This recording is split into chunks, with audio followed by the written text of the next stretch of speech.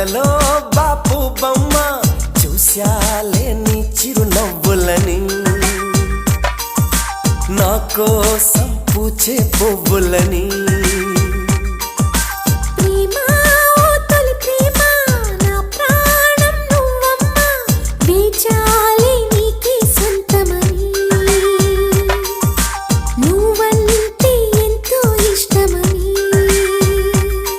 కలలెరుగని కన్నులకి కలవరమే పెంచావే మును పెరుగని సుఖమేదో మనసంతా నింపావే నీకే మది స్వాగతం అంటుంది